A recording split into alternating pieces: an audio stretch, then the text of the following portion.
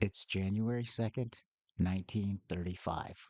Kansas City is cold, the kind of biting, wind-whipped cold that turns sidewalks to mirrors and makes strangers hurry past each other without eye contact.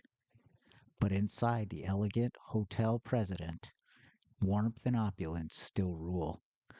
Ornate ceilings, bellhops in uniform, crystal chandeliers swinging faintly with every draft. And on this day, a man enters through the front doors. He's young, about 25, clean shaven, with a crooked nose and a faint scar on his scalp. He walks with the stiff posture of someone who's either been in a fight or expects one soon. He checks in under the name Roland T. Owen. He claims to be from Los Angeles. He pays cash, asks for an interior room, one that doesn't face the street and doesn't offer much else. Over the next 2 days, staff and guests notice strange things. He never turns on the lights. He answers the phone in hushed tones. He rarely lets anyone see inside. And by the third day, room 1046 is soaked in blood. The man is barely clinging to life, bound, stabbed, beaten, and still. He tells police, "Nobody did this to me." Hours later, he's dead. And when authorities try to contact his family, they realize something chilling. Roland T. Owen doesn't exist. Who was the man in room 1046? Who was Don, the mysterious voice overheard? And why would someone choose to die rather than speak the truth? This is the Midnight Mystery Archive. I'm Kevin, and tonight we look at the man who checked out without a name.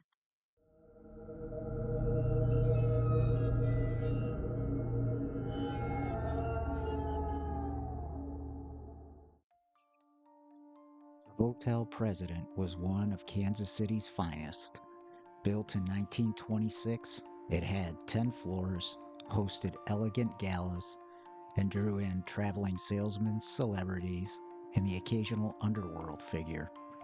In fact, just a year before this mystery, the hotel had hosted the 1928 Republican National Convention.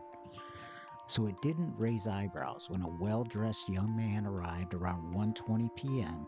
on January 2nd, 1935, asking for a single room. He signed the register as Roland T. Owen, gave Los Angeles as his home, and requested an interior room specifically avoiding any outside view. He brought almost nothing with him: a hairbrush, a comb, toothpaste. His clothing was plain, no wallet was seen, he paid in cash. Nothing unusual at that time, but something about him unsettled the staff. Bellhop Randall Probst escorted Owen to room 1046. He later recalled that the man had a peculiar look about him. His left ear was cauliflowered, a sign of trauma common among boxers or wrestlers. His expression? Distant, distracted. And when he opened his suitcase, it contained only the barest essentials. No ties, no change of shoes, no personal effects. The man also insisted on keeping the blinds drawn tight, even though the room had only an interior view. No windows to the street. He dimmed the lights and seemed annoyed by interruptions. Maids reported that Owen would leave the room for brief periods, but always returned quickly. When approached, he spoke politely but curtly, as if always calculating what to say. On January 3rd, maid Mary Soptic cleaned the room in the morning and found it nearly pitch black, with only a dim table lamp lit. She asked if he was okay. He responded calmly, "Yes, but I'm expecting a friend soon, a man named Don."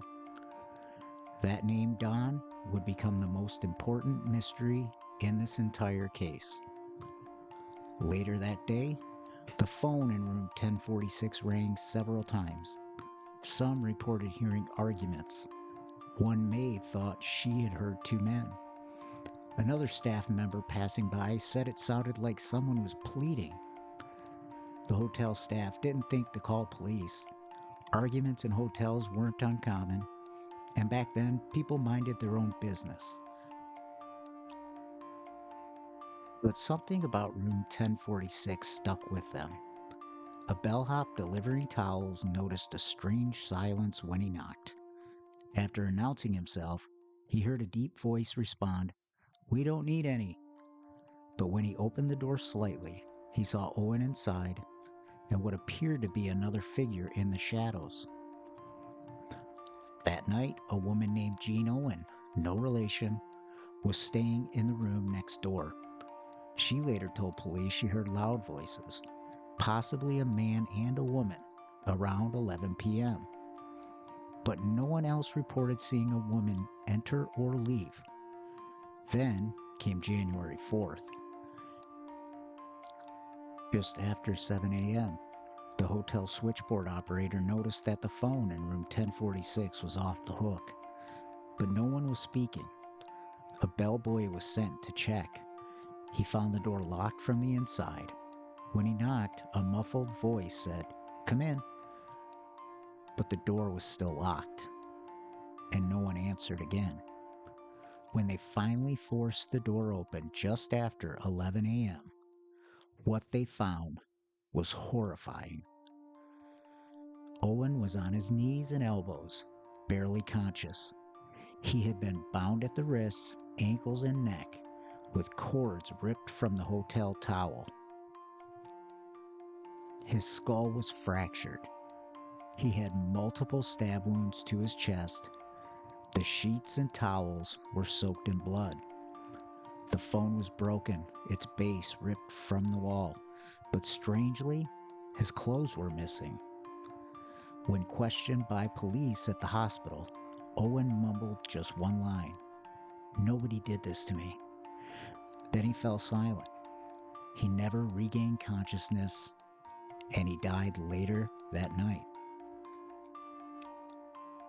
Roland T. Owen was dead, murdered in a locked hotel room, covered in wounds, and unwilling or unable to say who had attacked him.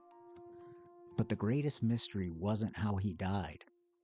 It was who he was. Because from the moment police started digging, nothing about Roland T. Owen made any sense. Detectives quickly learned that there was no one by the name of Roland T. Owen in Los Angeles. In fact, there was no one by that name fitting his description anywhere. He had no ID, no wallet, no clothing tags. Fingerprints returned nothing from federal databases.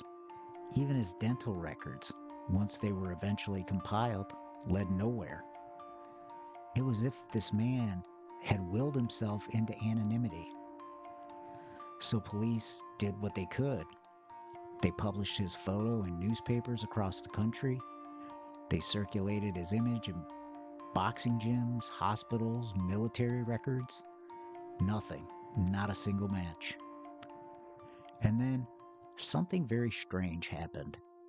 In March of 1935, weeks after the murder, a local funeral home planned to bury the man's body in a potter's field, a graveyard for the unclaimed.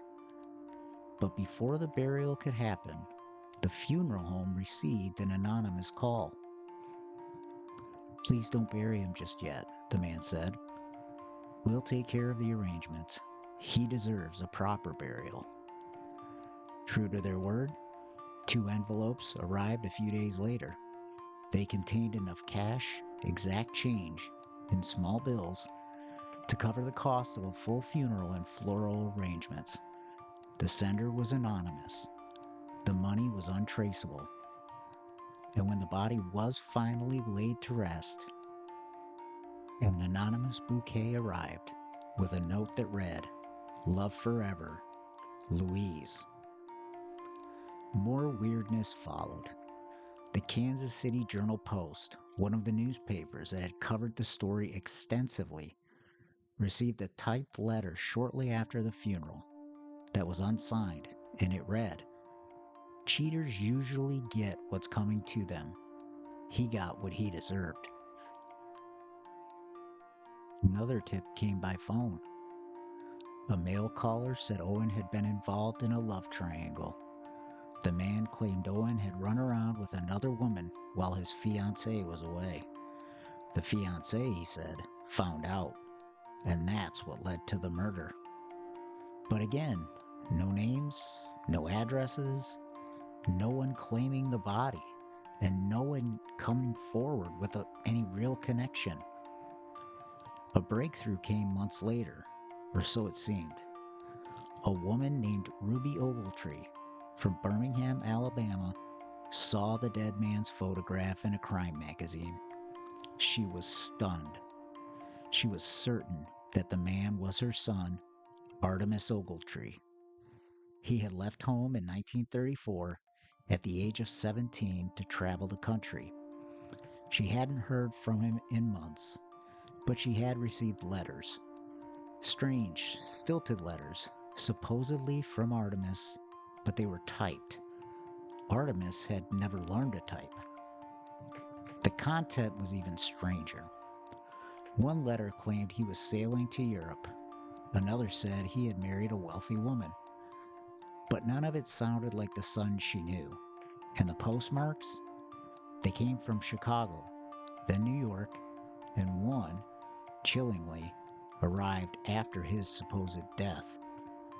Eventually, authorities accepted that the man found dead in room 1046 was in fact Artemis Ogletree. The timeline fit, the features matched, the mother confirmed it beyond doubt. But it only deepened the mystery. Why did Artemis go by an alias? Who is Don? The man referenced multiple times by Owen himself. And why had he been tied up and tortured, but refused to name his attacker? Even in death, Artemis left more questions than answers. It's been nearly a century since Artemis Ogletree, or Roland T. Owen, checked in to room 1046. And in all that time, not a single person has been charged. Not one credible suspect, just shadows and theories. Let's start with what may be the most grounded and the most personal theory. That Owen's murder was the result of a love triangle gone horribly wrong. Some believed Owen had been romantically involved with a woman, possibly engaged. While she was away, he was seeing another woman, and when the truth surfaced, vengeance followed. This would explain the strange anonymous tip to the Journal Post claiming the victim got what he deserved. It would explain the mysterious calls, the flower arrangement signed "Love Forever, Louise," and perhaps even the refusal to talk before he died. Maybe he was protecting someone. But if it were a simple love affair gone wrong, why the aliases? Why the cash payments? Why the complete lack of official leads? The second theory is far more sinister. Some believe Owen, or Artemis, was caught up in something much larger, that he was connected to or entangled with organized crime. Kansas City in the 1930s was a hotbed for mob activity. The Pendergast political machine, bootlegging remnants, gambling rings, all active in the city. According to this theory, Owen may have been a courier, a runner, or even a marked man. Someone who had crossed the wrong person. Maybe Don wasn't a friend. Maybe he was a handler, or even an enforcer. The phone calls, the code names, the strange behavior in the hotel, the emphasis on secrecy, it all fits. Some even speculated that Owen was being held in the hotel room, not staying there voluntarily. Again, there's no physical evidence. No known associates, no arrest, and if there was a mob hit, why not disappear him completely? A lesser known theory emerged years later from true crime forums and amateur investigators. It suggests that Owen may have been part of a traveling underground boxing or fighting ring, possibly even trafficked as a prize boy. The cauliflower ear, the lean, muscled frame, the mysterious injuries, all signs that he may have been forced to fight or endure abuse. In this version of events, Don might have been his manager or captor. The hotel room could have served as a staging ground. The secrecy, the bare belongings, all consistent with someone who wasn't in control of his own movements. It would also explain Owen's strange behavior, his reluctance to speak, his willingness to suffer in silence. But there's no documentation, no fight records, no arrest logs, just speculation and pain. Some theorists have gone even further, suggesting that the entire event, from the alias to the anonymous funeral payments, was part of a cover-up. Maybe Owen was involved in something much bigger: espionage, military desertion, a whistleblower silenced. There were reports he had traveled extensively, that letters to his mother continued after his death, that someone somewhere was trying to rewrite the timeline or erase it completely. There's still no CIA connection. In fact, the CIA, as we know it today, didn't even exist. No federal involvement was ever confirmed, and the case was never closed because it was never opened at the federal level. But when you're dealing with a man who died under a fake name in a locked room, anything is possible. Across all theories, one name keeps returning: Don, the man referenced by Owen multiple times, heard by staff, mentioned to the maid, and possibly seen in the room. But no one knows who Don was. No one has ever identified him. He remains to this day a ghost in room 1046. Some mysteries fade. Others echo louder the longer they go unsolved. The case of room 1046 is one of the latter. Despite happening in 1935, the murder of Artemis Ogletree, known then as Roland T. Owen, continues to haunt amateur sleuths, journalists, and podcasters alike 90 years on. It's been featured in true crime anthologies, newspaper retrospectives, and countless Reddit threads. Part of the fascination comes from the strangeness of it all. A man beaten, bound, and murdered in a locked hotel room. A false name, no clear motive, and a trail that goes cold the moment the door closes behind him. Online communities have taken up the case, with armchair detectives poring over every detail of the coroner's report, hotel logs, and news clippings. The Kansas City Public Library has even digitized records tied to the case, making them more accessible than ever before. People continue to reach out to law enforcement, hoping for just one new thread: a distant family member, a forgotten letter, a name that finally matches: Don. But so far, nothing. Perhaps the most unsettling part of this mystery is just how intimate it feels. Unlike stories of mass disappearances or shadowy organizations, this is a story of one man, one life, snuffed out in a small hotel room, far from home, in total isolation. And for all the brutality involved, it's the silence that endures. The silence in room 1046, the silence of his attacker, and the silence of history, offering no satisfying answer. Even with the eventual identification of Artemis Ogletree, the story hasn't lost its grip, because knowing his name didn't unlock the rest of the puzzle. It just deepened the mystery. Who is Don? Why the alias? Why the prolonged torture and the odd phone calls? Why, in his last breath, did he still refuse to speak? Maybe he was protecting someone. Maybe he didn't know. Or maybe he just wanted the mystery to live on.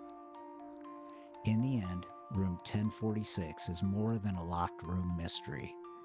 It's a symbol of how easily a life can vanish, how anonymity can be both armor and coffin.